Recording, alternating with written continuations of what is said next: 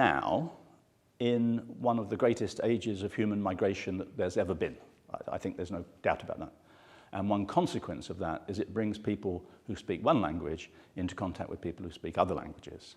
And so you find countries that maybe traditionally for quite a long time, like England, haven't been very multilingual, are now very multilingual. And so it's an issue that you have to decide, how are we going to respond to this? What is the proper way to live in a multilingual society? You have to make decisions about schooling, about what is a language that's allowed publicly and officially, because traditionally there have been languages that are the official language of a country. Is that going to change? All these issues are very, very important, and they seem to me to be raised exactly the same in the Middle Ages and now. Medieval multilingualism is, I think, really important to think with today because it's easy to take on a somewhat oversimplistic view of the relationship between language and identity, or the relationship between language and territory. People throughout history and in much of the world today are multilingual. They have multiple languages that they use in different situations in order to communicate in different ways with different people. But really kind of the universal standard, if there is such a thing, is multilingualism. And we see some of that re-emerging today. I feel like there's an increasing interest in multilingualism and in using different languages as different registers, in part because people are moving through space, moving through territory so much in the 21st century. And in part just because this is how people operate. People have multiple languages. Monolingualism was a relatively recent phenomenon and is globally much less common than we often think. Our Europe, how it is, it was formed as a continent who had one main language, Latin, but also different languages that crossed themselves. People used to travel, to speak each other. There was never this kind of barriers that didn't allow people to communicate and to transmit text. And so I think the sense, also the meaning of our continent, of our shared traditions, lies on this multilingualism that we are studying today. I think that the analysis of this notion of multilingualism in the Middle Ages is extremely relevant for understanding our societies today.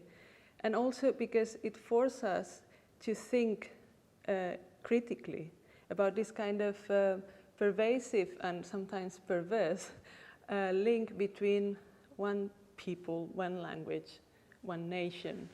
So what we can learn from the Middle Ages is that identities may be in constant flux and that you could feel affiliated with different languages and cultures. So yeah, I think that is extremely relevant in our times today. I think multilingualism is a misleading term for the Middle Ages because it supposes a situation where we all speak solidly one language and then we might learn another language and we've got multilingualism. I think in the Middle Ages, languages were much more gradated.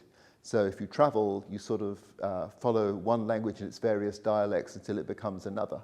And if today, say, you travel from Rome to Barcelona along the French coast, you can hear the languages sort of morphing, through French to Occitan to Catalan, and I think that's the way it was more. So multilingualism was just simply the way they lived and thought in our period.